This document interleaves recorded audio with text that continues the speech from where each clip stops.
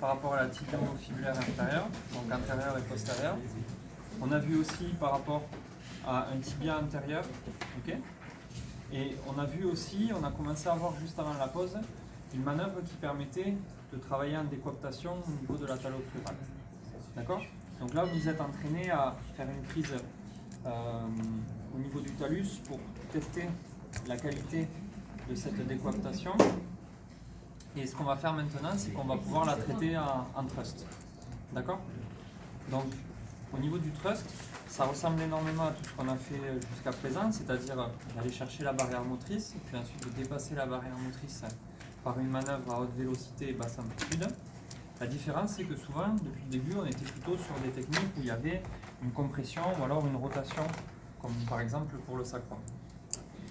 Là, il va falloir faire cette vitesse avec de la traction, et de ce fait, on ne va pas forcément avoir des verrouillages qui vont être très importants sur les articulations sous-jacentes. Donc du coup, il va falloir être très précis sur la barrière motrice et sur notre faible amplitude, encore plus que ce qu'on a fait jusqu'à présent. Pourquoi? Parce que si on met beaucoup d'amplitude et si on n'est pas au niveau de la barrière motrice, tu peux t'allonger, ce qui va se passer, c'est qu'on va tirer jusque dans les cervicales, la hanche, etc. Alors, bien sûr, quand vous allez faire la manœuvre, ben forcément, vous allez voir que ça va un petit peu bouger au niveau du corps, mais vous verrez que vous serez très précis au niveau de l'articulation. Donc pour ça, vous pouvez le faire assis, ça se fait assis, mais c'est quand même mieux toujours de rester debout pour avoir plus d'aisance et pour être plus précis au niveau de votre manœuvre. Donc vous pouvez vous placer soit dans cette position, ok, pied parallèle à la même hauteur, soit en fente. Ok. Vous allez prendre la même prise que tout à l'heure. Attention sur la prise de tout à l'heure, il y en a qui venaient poser les doigts uniquement sur le calcanéum. Et du coup, quand ils faisaient leur petite traction, ben, ils induisaient aussi un mouvement de flexion. On est bien sur une prise qui vient englober le talus par l'arrière et qui vient englober le talus par l'avant. Et ce qu'on cherche vraiment à faire, c'est à décoapter le talus par rapport au tibia. Donc, le pied est dans la position de repos, on vient englober le talus par l'arrière, on vient poser les doigts au niveau du talus ici. Donc on avait deux possibilités, je vous rappelle, soit on posait le pouce et on venait fermer avec les doigts par-dessus, soit on posait les doigts ici et on venait fermer avec le pouce par-dessus. D'accord? Moi personnellement, je préfère utiliser le quatrième doigt, je viens poser sur le col du talus et je referme ici avec le pouce. Je me place dans l'axe de traction et je vais déjà dans un premier temps faire des petites tractions comme on a fait tout à l'heure, simplement pour évaluer la quantité de mouvement disponible.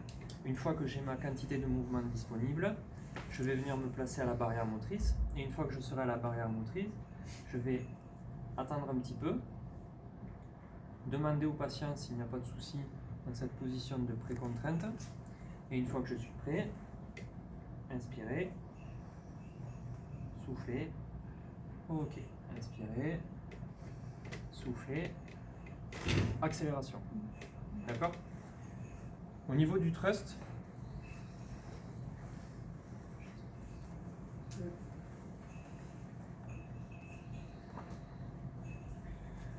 hop. Je vous montre un petit truc. Vous êtes comme ça, et ce qu'on cherche à faire, c'est ce mouvement-là. Ça, ça. Ok? Donc, on se place bien, et on vient mettre un petit peu en tension les tissus. Et quand mes tissus sont un petit peu en tension, petite accélération. Ok?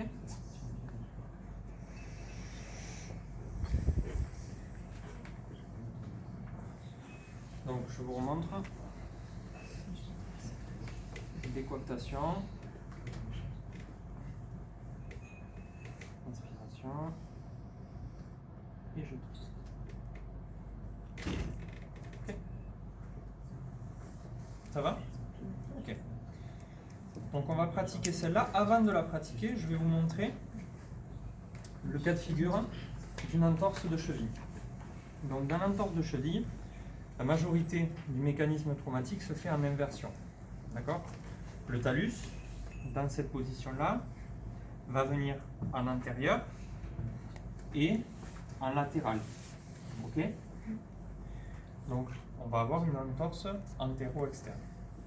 Donc, on va se retrouver, très probablement, si on a une perte de mobilité, avec une dysfonction antéro-externe dans le sens de la lésion.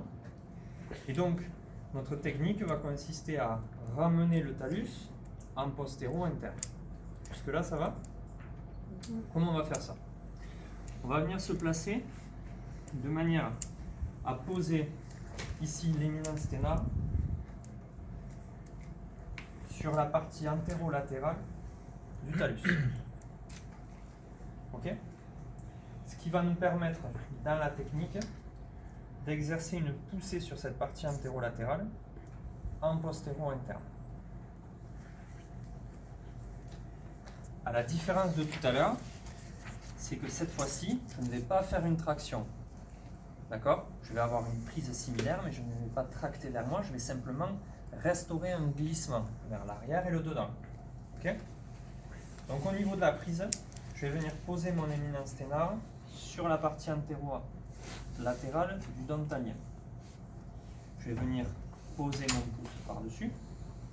Et toujours pareil, je vais venir reposer mes doigts, mais sans chercher à serrer cette fois, ici en arrière au niveau du talus. Je vais venir cette fois-ci bien renforcer mon appui au niveau du pouce avec mes doigts. Donc je n'ai pas la possibilité, comme tout à l'heure, de choisir. Une fois que je suis dans cette position-là, je vais me placer parallèle et je vais partir d'une direction de hanche qui sera plutôt en flexion et en ABD. Pourquoi? Parce que ma position de fin va être vers l'extension de hanche et vers l'adduction. Ce qui permettra que ce mouvement de hanche guide ma correction au niveau du talus. D'accord? Vous voyez, juste quand je fais ça, mon talus qui est antéro-externe revient en antéro-interne. D'accord? Donc, je suis positionné ici, je suis positionné ici,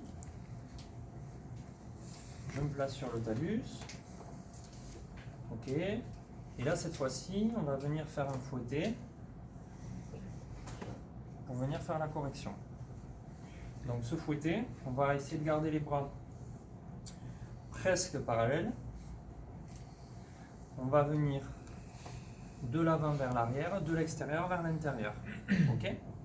On peut le mobiliser comme ça sur le premier temps, et puis ensuite, quand on veut faire la manip, on se sent prêt,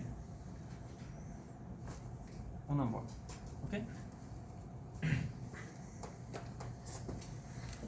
Ça va pour tout le monde? Est-ce qu'on tracte en fouettant?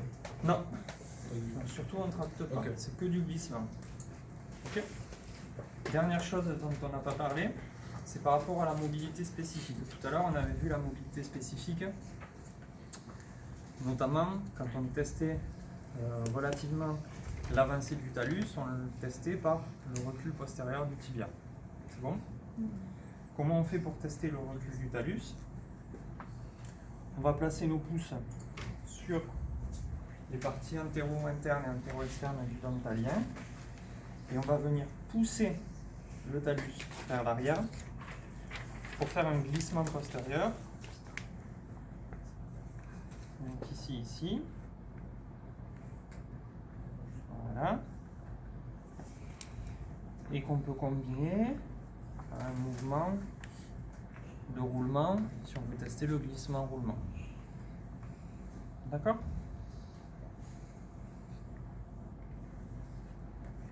C'est bon? Au niveau de la talocrurale, donc vous pratiquez la traction en thrust, la correction de la cheville antéro-interne, et vous pouvez aussi tester la mobilité spécifique de recul postérieur du talus.